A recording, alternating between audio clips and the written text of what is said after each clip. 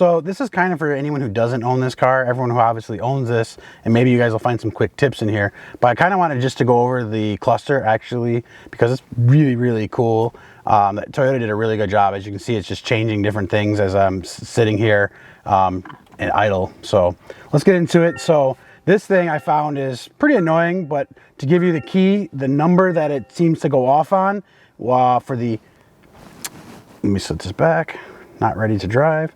So the excessive engine temperature, when it hits 187, 188 degrees, that will actually disappear.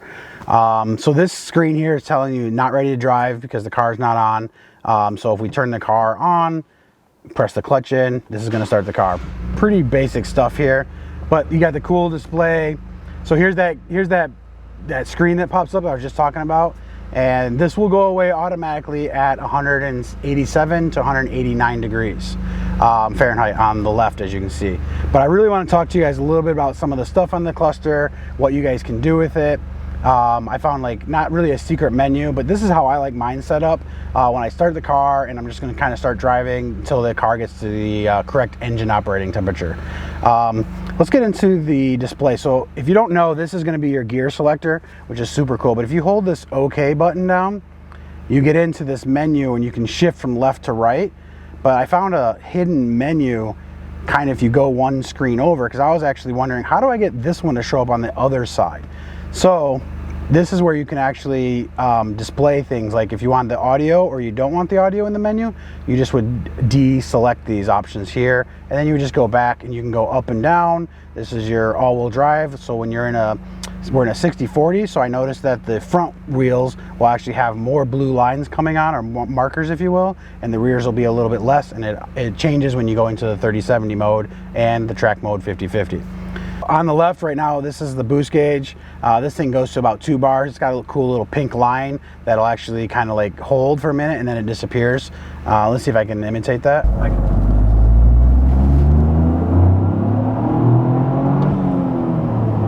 Using this button, you can change the settings. So this is my option 1, this is option 2, and this is option 3. So back to option 1, which will have the all-wheel drive, which I had just a minute ago. I had it on the engine temperature. So let's go over here. This is probably best if I was getting in the car, getting used to it. Track mode, this is probably where I'd want this, plus I'd probably want the all-wheel drive on the right-hand side. So you can set that stuff up however you want. So you can also do the center also. So let's go in here. So now the indicator on the bubbles there is in the center. So I can have the adaptive cruise control. I think that's kind of pointless because it's actually up in the top right here if you see it. So when it's not in the default options of any of these, it's going to be in your top left or top right here. So you got your cruise control mode, you got your settings, which we can go into that in a minute. You got any messages from Toyota. And then I like this one the best for the center, which is your gear selector mode. So let's go into the settings real quick. So this is where you can control all your lane departure assist, your blind spot monitoring, anything else you want. This is where you can control your meter settings. So in here, this is where you collect. I'm surprised there's not actually like on the rev indicator, not a beep like there is on the GR86. If anyone knows, let me know. But the rev indicator, all I could find was this, which you can just turn on or off. And then the rev setting, this is how you can adjust everything up or down. So we're still in break-in. We have 169 miles on this car. So I have it at 6,000 right now, you know, trying to break the car in properly and stuff. I really haven't gone over 4,500 to be honest with you guys. So let's hit the back button. Let's go back one more. So these are your meter types. So this will allow you to go in. I have it selected to change with drive mode, but this is how you can actually select it to go into the race mode. I'll get into more of that in a minute, but let's get this to go into change with drive mode. Get this back to this. So that's the meter types. You got your units, you got your language, pretty much your pop-up display. So when the phone rings or anything like that, your trip A, B, and all that stuff. So you got a rev peak here. So I haven't read the manual, being honest. I just discovered a lot of these things on my own by playing with it. So if you guys have any things that I'm not speaking about, please leave them in the comments down below. But I really think this cluster is super, super cool. So I need to change that back. I want my gear shift indicator there. So pretty cool. This thing's super cool. They got a lot of GR logos in here between the shift knob between the steering wheel, the built-in one, and the cluster. I think it's pretty cool. It's got the miles per hour, plus it does the kilometers on the bottom right. It also tells you when the car is actually in park, if the brake is on or not. Overall, it's a really intelligent cluster for what this car actually is. So let's get in. Let's change the drive mode just so I can show you guys exactly what happens. So when I go into sport mode and I get that default screen back, everything still stays very similar.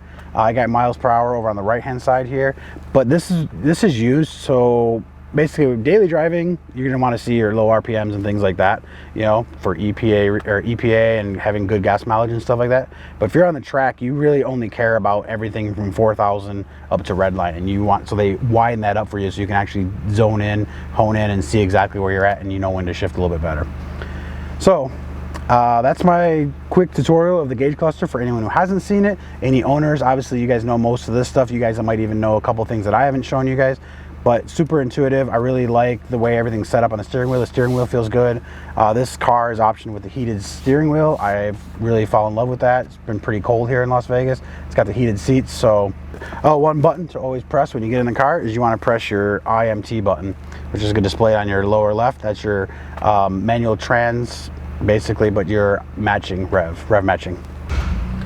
One thing I forgot to tell you guys, so just kind of start the car up again. If you hold this traction control button down and you press it one time, it says track off. So one thing I found out, obviously most of you guys are going to know this as well, if you press it down 1, 2, 3 seconds, you get more yellow lights. Your collision is off, your traction control is off, your stability is off. But if you hold it down one more time, let's start over. 1, 2, 3. And if you tap it, will it do it now? Oh, maybe I need to be in sport mode. Okay, so again, I'm still learning all this stuff, but for some reason when you're in the actual sport mode and you have this displayed, you get this expert light. But now by pressing this again, 1, 2, 3.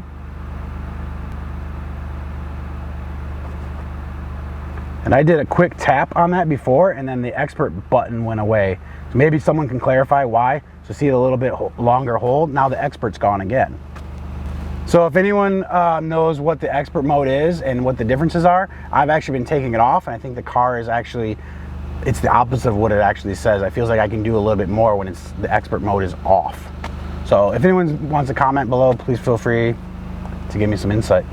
So again, I only have 169 miles on this car, so I'm still playing with some of this stuff and learning a little bit myself. So we got some more cool videos coming up. We're gonna do a intake. We got a couple intakes coming. We got some exhaust on the way, some prototype stuff. So make sure you stay tuned, subscribe, and have a good day.